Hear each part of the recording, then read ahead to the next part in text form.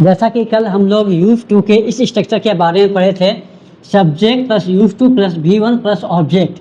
जैसे I use to play with you, मैं आपके साथ खेला करता था, मैं आपके साथ खेला करता था। आज हम इसके निगेटिव और इंट्रोगेटिव सेंटेंस के बारे में पढ़ेंगे। सबसे पहले तो यहाँ एक बात ध्यान देने की बात है कि हम लोग बोलते हैं यूज टू है, लेकिन लिखते यूज टू है, लेकिन बोलते समय डी साइलेंट हो जाता है। बोलेंगे यूज टू, है ना, डी नहीं बोलेंगे, यूज टू, है ना। जैसे मैं आपके साथ खेला करता था, I use to play with you.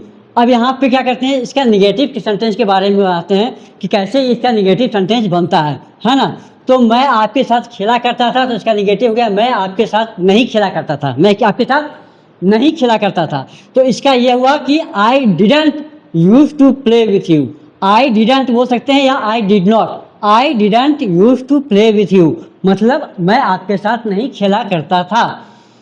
अब इसका इंट्रोगेटिव, क्या मैं आपके साथ खेला करता था, क्या मैं आपके साथ खेला करता था, तो इसका बनाएंगे did I use to play with you, did I use to play with you, है ना। उसके बाद फिर क्या मैं आपके साथ नहीं खेला करता था, याद कीजिए, है ना। तो क्या मैं आपके साथ खेला नहीं करता था, तो यहाँ डिड के बाद आ जाएगा did I not use to play, did I not use to play with you मतलब मैं आपके साथ खेला नहीं करता था, did I not use to play with you. अब देखिए, मैं आपके साथ कब खेला करता था, मैं आपके साथ कब खेला करता था, तो यहाँ पे क्या आ जाएगा, व्हेन आ जाएगा। When did I use to play with you, मुझे याद नहीं है कि मैं आपके साथ कब खेला करता था, तो when did I use to play with you, है ना। अब मैं आपके साथ क्या नहीं खेला करता था, मैं आपके साथ क्या, व्हाट डिड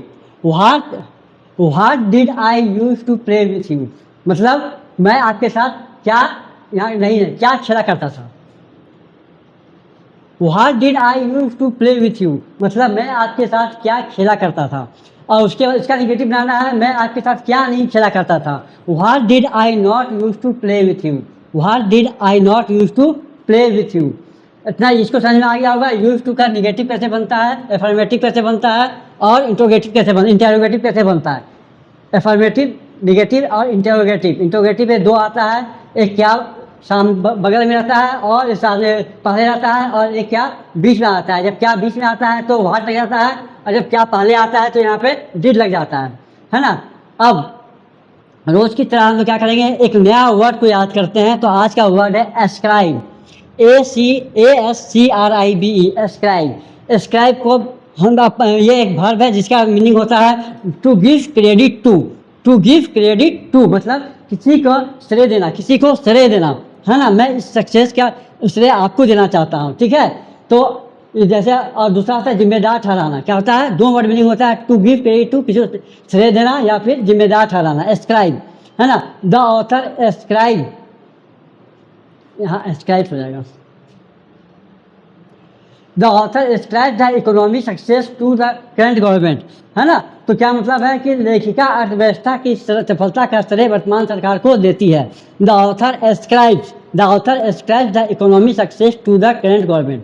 दूसरा देखिएगा, she does not ascribe to having lot of money, she does not ascribe to having lot of money मतलब वह बहुत सारे पैसे को होने का महत्व नहीं देती है। वो क्या करती है, बहुत सारे पैसा होने को महत्व नहीं देती है। और तीसरा देखिए मीनिंग है, this poems are usually ascribed by Homer, इन कविताओं को आमतौर पर होमर की रचना माना जाता है। मतलब इन कविताओं की रचनाओं का श्रेय किसको दिया जाता है, होमर को दिया जाता है। तो this poems are usually ascribed by Homer. तो मुझे लगता है कि आपको ये तीनों में एक एस्क्राइब का मतलब समझ आ गया होगा। एस्क्राइब मतलब होता है किसी को श्रेय देना, जिम्मेदार ठहराना, है ना। और यूज टू के सब चारों एफर्मेटिव, निगेटिव और इंट्रोगेटिव सेंटेंस को आप अच्छे से जान चुके होंगे अब तक, है ना। तो अब हम लोग अगला चैनल मिलते हैं। मेरे वीडियो को सब्सक्राइब करना मत भूलिएगा, है ना। ठीक है।